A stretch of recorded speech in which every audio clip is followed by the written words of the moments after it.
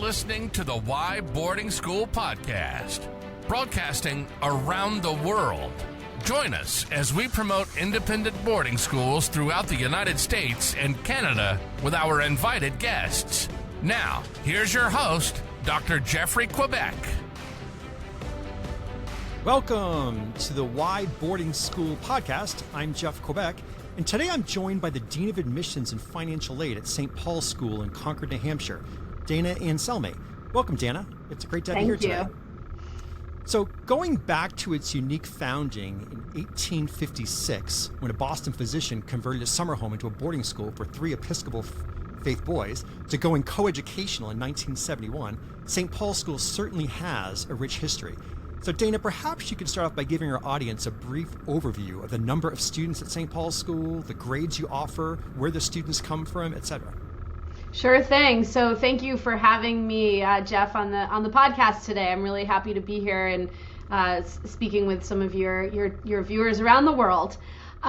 We are a school located in Concord, New Hampshire, as you mentioned, on a beautiful 2,000-acre campus.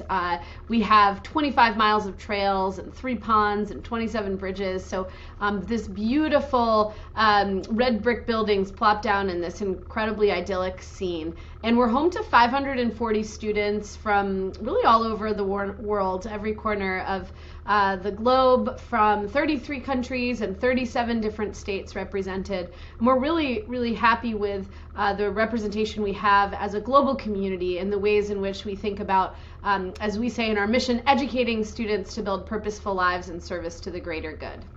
And so as you educate these students, what's the academic curriculum like at St. Paul's School? Yeah, so we have really a broad range of incredible classes available to our students.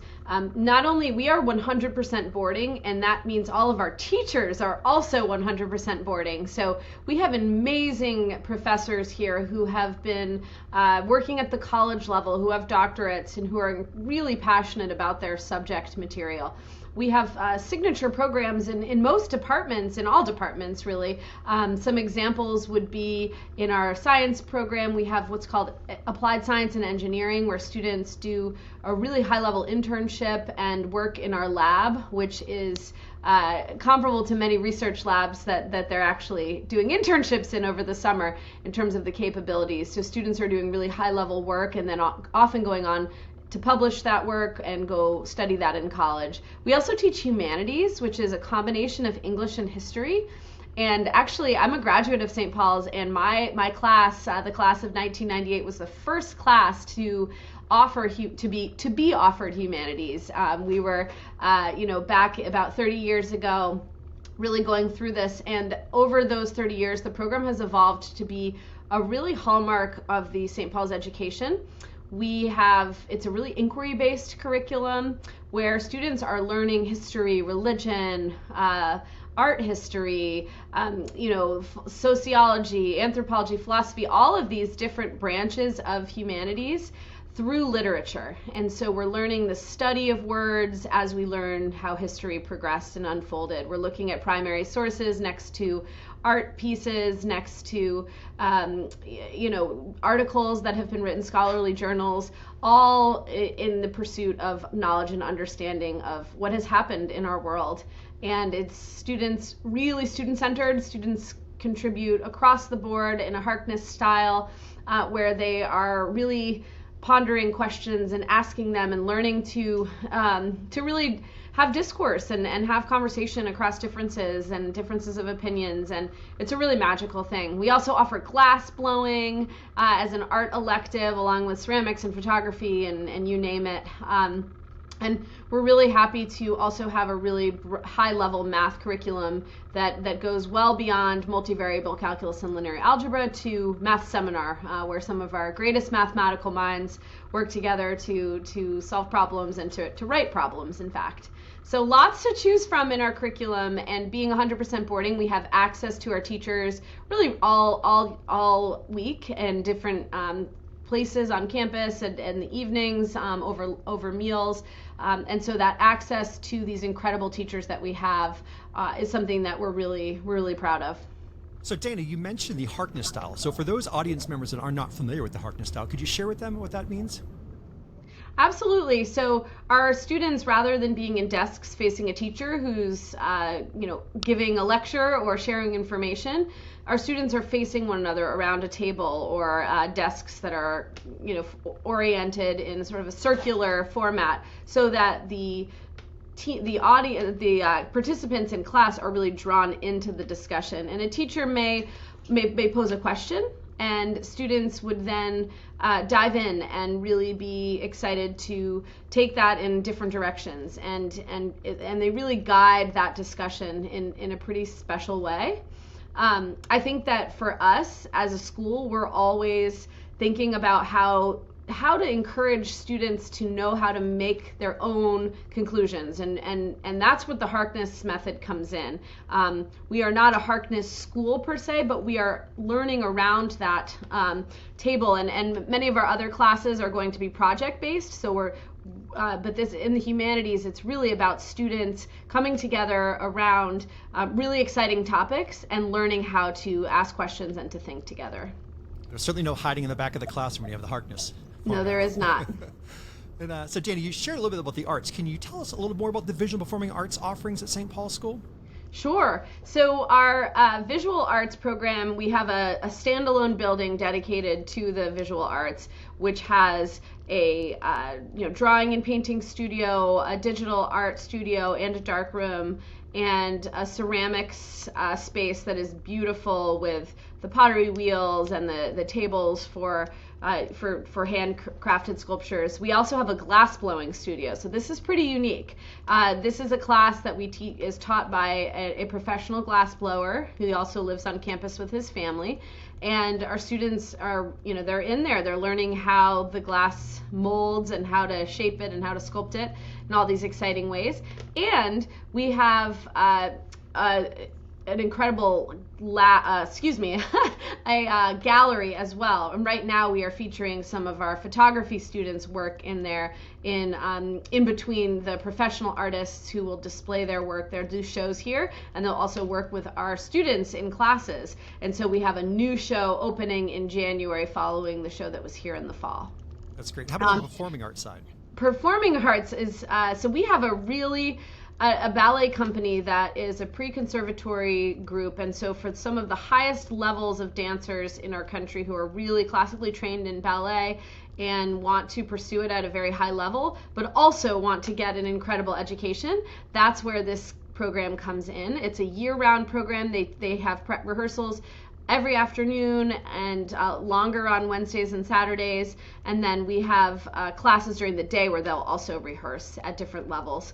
We have the Nutcracker coming up, which is very exciting. We also have a full orchestra of about 60 students who are performing incredibly high-level pieces. They have done full orchestras in the past, and we, from that, also have a chamber ensemble and a jazz band and different groups that will break out and perform.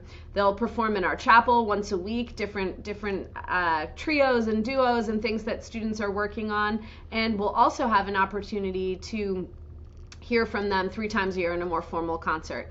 And then our theater program, we are in the middle of starting to work on our student one-act plays. And so these are one-act plays that are in some cases written, in almost all cases, in all cases directed by our students, and then with their classmates as the actors in them.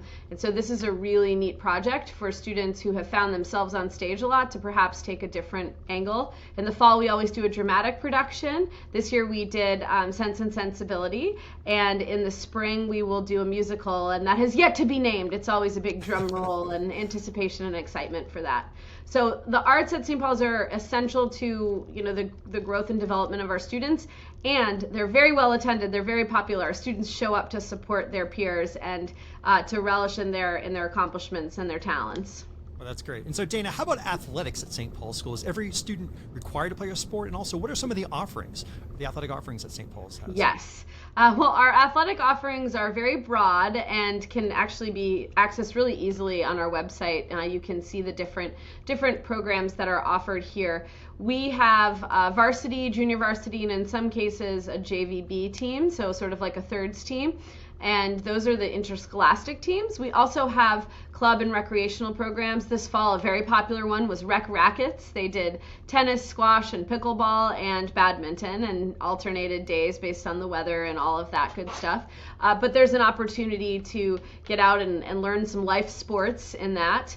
We also have recreational skiing in the winter, and we have a farm team, and we have different offerings beyond athletics as well, where we have debate and robotics and theater, as I mentioned earlier. So lots to choose from in the afternoon. All students are required to do some form of team sports each year, and that can be at the interscholastic level or it can be at the intramural level, like our rock climbing team and different things along those lines. And then you can choose from those other offerings, as I mentioned. So all of our students are engaged, they're busy, they're really plugged in beyond the classroom, but you can sort of choose your own adventure in many ways with our afternoon program. Well, it's nice. It seems like there's not only an activity for everyone, there's also so many multiple levels they can find their home there. That's great. All right, Dana, we're going to take a quick break, then we come back and we're going to continue our conversation learning about the St. Paul's School in Concord, New Hampshire. Thank you. Do you have any questions or guests that you'd like to see on an upcoming Why Boarding School podcast? You can contact us directly through our website at whyboardingschool.com. Now, back to our show.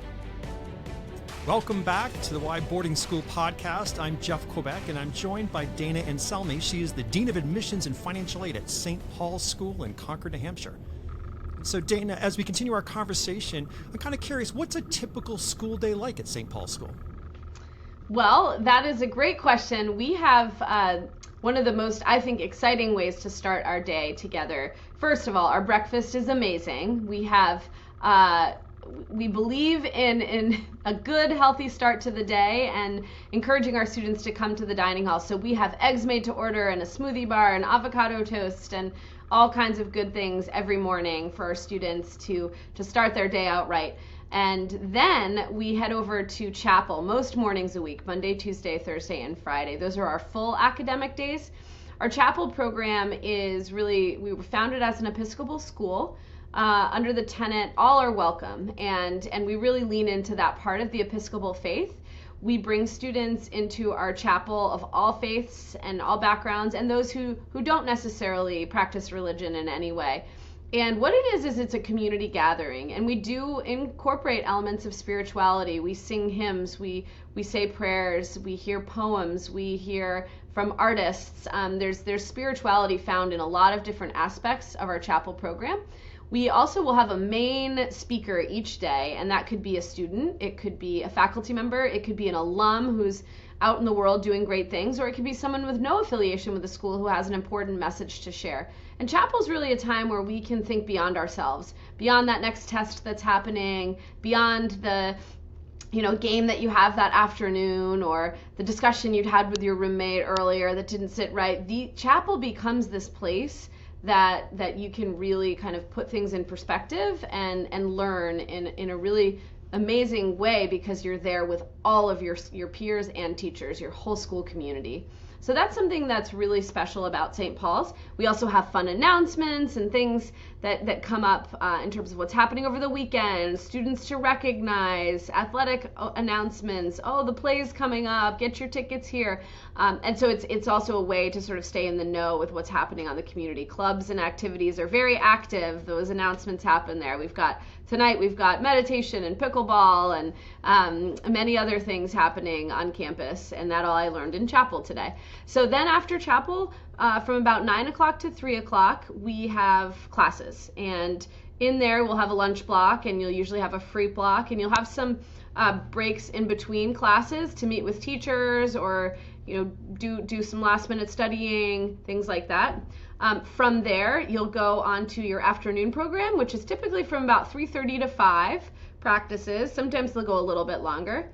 Then we have dinner, which is typically a cafeteria style meal. We do have seated meal or advisee dinner once a week, and that's a time where we come together, we get a little bit more formal with our dress, we sit around a table and have a family style meal. When it's with our advisee group, it's like family style, we know each other, and when it's seated meal, it's with people you don't know, and it's a great way to strike up conversations and get to know one another, and new teachers on campus as well. Followed by time for some social time, whether when it's nice out, people are out on the chapel lawn playing spike ball, enjoying the beautiful scenery right by the pond. They'll be in the student center, especially in the winter months, playing pool or foosball or getting some food at the Quack Cafe if they're not quite full from dinner yet. And then check-in begins to happen. So for our 9th graders or our 3rd formers, it happens at 8 o'clock. Then the next group, the 10th graders, are at 8:45, then 9:15, and finally with our seniors or our 6th formers, 9:45 check. Once you're checked into your dorm, you are able to do some group work, hang out in the common room, make popcorn, different things like that. But it is a time for quiet conditions and study conditions. So since to sort of be a mellower time in the evening, the dorm advisor is there to help support you. Older students are there, and it really creates a nice community within the dorm because we're together in there. And then the next day starts again. Students typically go to bed around like 11 or so, and we talk a lot about the importance of sleep, and I think our students recognize it pretty quickly.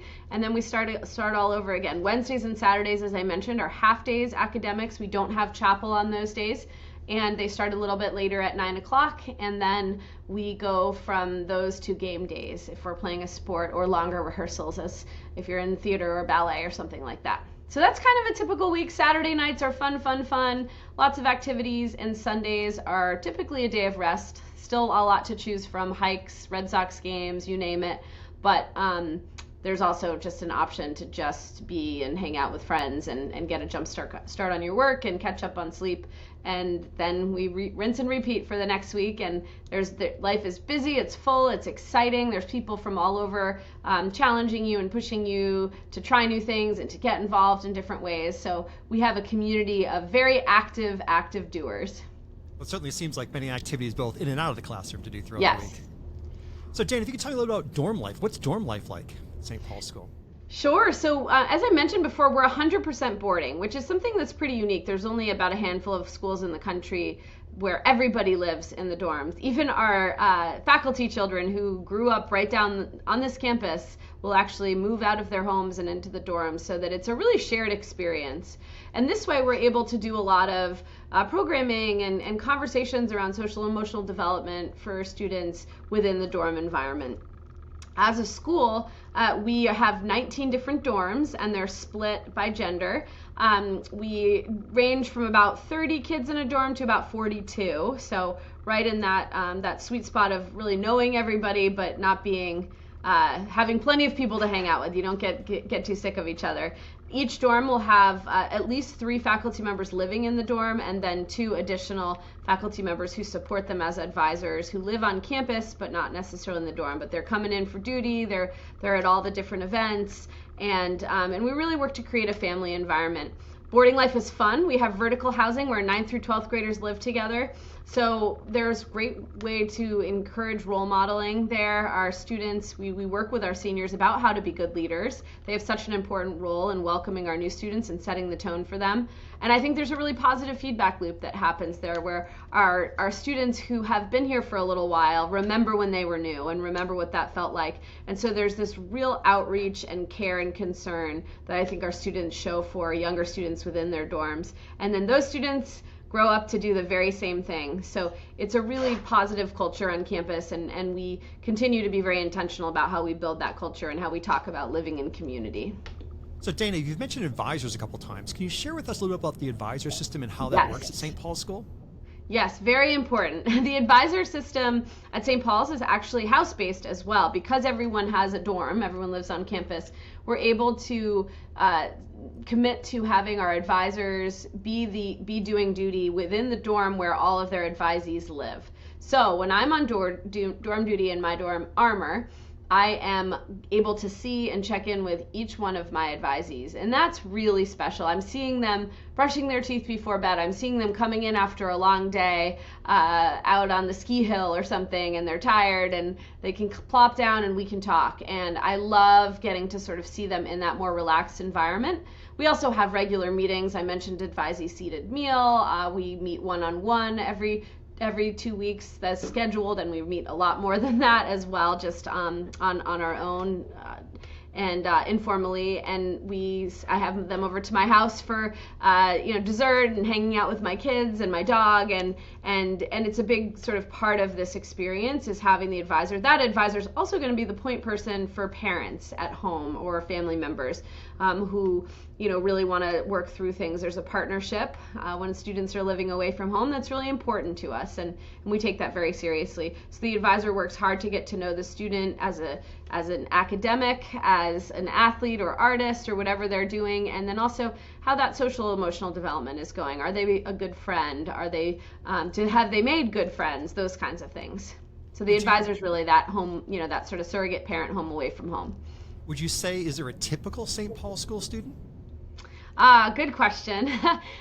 We actually did an exercise with our faculty 2 years ago, which was really helpful, and it helped inform some of our admissions policies and how we make our decisions.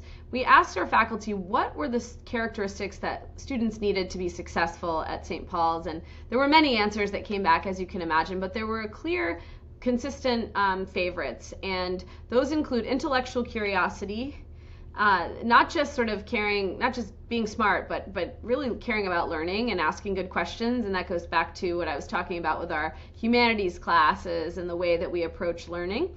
The other one that was really, really prominent was kindness. And I know that sort of goes without saying, but when we're all boarding, that matters so much because kindness needs to be everywhere on this campus. There is no, you're here all the time. You are on. And when you're having a harder day, being lifted up by others is the way to push that through, and then doing the same. And those things happen at any school, day boarding, public, private, anything. You're going to have those days where you get a grade back and you're not feeling well. And when you can have people in your community who genuinely care about you and who are going to reach out and support you, that is how you push through those moments. And so we really care a lot about that. And then finally, that idea of pushing through something, of being able to overcome obstacles with some degree of perseverance. Really, the work is really challenging here in good ways. You're going to learn so well. You're going to be so prepared for college. All of our graduates always tell us that. And that doesn't come by coasting through academics. You have to want to work, and so our students they share that common trait of wanting to push themselves, and that's why our academic environment is so dynamic. It's that curiosity, it's the perseverance, and it's also the way that kids show up for one another and support one another. So Dana, not only as the Dean of Admissions and Financial Aid, but also as a proud St. Paul's School alum, are there any cool traditions at St. Paul's School that may be unique from other schools, or perhaps there's that one tradition you hope always remains part of the school? Yes, I mean, there are so many. One is our club cup competition. So we're all assigned a club when we arrive, and throughout the year we have these really fun competitions. It can be small, like, someone showed a random act of kindness. It can be big, like, grade point averages, give points. It could be winning the pickleball tournament, which just happened, which was very, very high stakes and very popular. How's your pickleball game? 150, my game? Yeah. Not great. It wasn't a thing when I was here, but I'm learning. I'm liking it. And a lot of our kids have really adopted it. We had about 150 kids in costume at this pickleball tournament a couple Saturdays ago. So things like that. So we have these really fun, spirited events that then lead to this prideful moment of your team getting points, and you're a part of that. I would also say that we have done a really good job of scheduling a lot of night games, and that might not sound all that unique, but actually having time to watch each other do things and play sports is something that we've done intentionally. And we all show up in mass, we meet somewhere, and we walk out to the games all dressed in black or all dressed in red or whatever the spirit captains say on that day. And there's a lot of good spirit in these moments when schools do well. We just had our football team played down at BC and a bowl game recently, and we bussed a whole bunch of kids down there. And I think that we take advantage of these opportunities to do these types of special things. There's so many traditions at St. Paul's in terms of our dorm theater competitions. We all put on these like little plays, and they're hilarious. And we have traditions of different dances and different things like that happen. We have holidays that are called as a surprise, where we learn, we walk through the trails on cricket holiday and learn parts of the campus. There's a lot to choose from. And so I think part of it is getting on campus and trying to understand for each student what that thing is for them, because I think you'd find pretty varied answers. And certainly all these activities build wonderful school spirit. Indeed they do. So Dana, before we speak a little about admissions, is there anything about St. Paul's School that we didn't discuss today that you'd like to mention?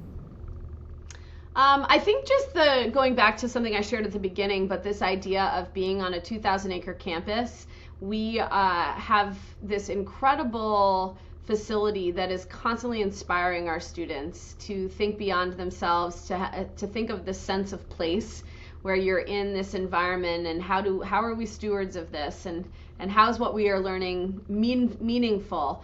And I think that this campus, being an alum in particular, there is so much nostalgia that from generations of St. Paul's alums hearkening back to the mid-1800s, who have walked these same trails and who have walked the pathways that have certainly been redone since then, but this history and this idea of tradition and excellence that has happened on this campus, it's really inspiring. And when you set foot into these buildings, I think it does help lift you up when you walk around the pond and you see Hank the heron flying low across it, and you go fishing, and you go for a swim in a spring evening.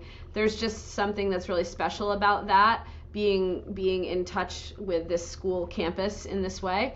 And then on the flip side, we're 2 miles from downtown Concord, where you can get your Starbucks and you can go to Target and you can go out to eat with friends. So there's this really nice access to peace and pristine campus and a place where you can really learn that's safe and where you can grow, and then also a place where you can kind of get beyond that and get a change of scene when you're looking for that. So I wanted to highlight that because I think that's really special about St. Paul's as well.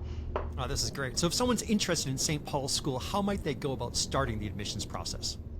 Yes. So on our website, submit an inquiry form, and that inquiry form will then take you to our further into our process, where you would be invited to submit part 1 of the Gateway to Prep Schools application.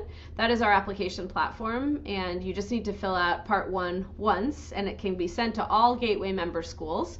A lot of our peer schools also use Gateway. And from there, you will then be given the keys to schedule an interview. We offer those in person on campus, coupled with a tour, or we offer them off campus, in the convenience of your home if we're traveling there. And then also we will do online interviews. So for people who can't make it to campus or whose home we're not traveling to, we're happy to make those connections. So we try to be as flexible as possible. And then after the interview, you'll be getting to work on your application. We require teacher recommendations and a transcript, and so you'll need to get that information to your teachers so that they're not cramming that in, because they won't love that. So making sure this is a really good time, if you haven't already, to ask for recommendations, because our application deadline is January 15th. And then additionally, we are requiring standardized testing. For most students, that looks like the SSAT or the IC test. And there's one more SSAT test that we will accept before the application deadline, and that is the January test. IC is offered a little bit more frequently, and then we will, for older students in particular, will accept the PSAT or the pre-ACT or the SAT or ACT. And so those are part of our requirements. And then there's some essays to get working on, which are really short answer questions for us. So all that needs to be in by January 15th, and then we start to deliberate and let you know your admissions decision on March 10th. And Dana, the website address for St. Paul's School is? www.sps.edu. Awesome, that's pretty easy. sps.edu. Yes. Well, Dan, this has been great. I appreciate it. I've enjoyed our conversation. Certainly. Me too. Thank you. Awesome. So Dana Anselmi, Dean of Admissions and Financial Aid from St. Paul's School in Concord, New Hampshire. Thank you for listening to the Why Boarding School podcast. We look forward to you joining us for our next episode. Please remember to subscribe to the Why Boarding School podcast and help us spread the word. Until next time.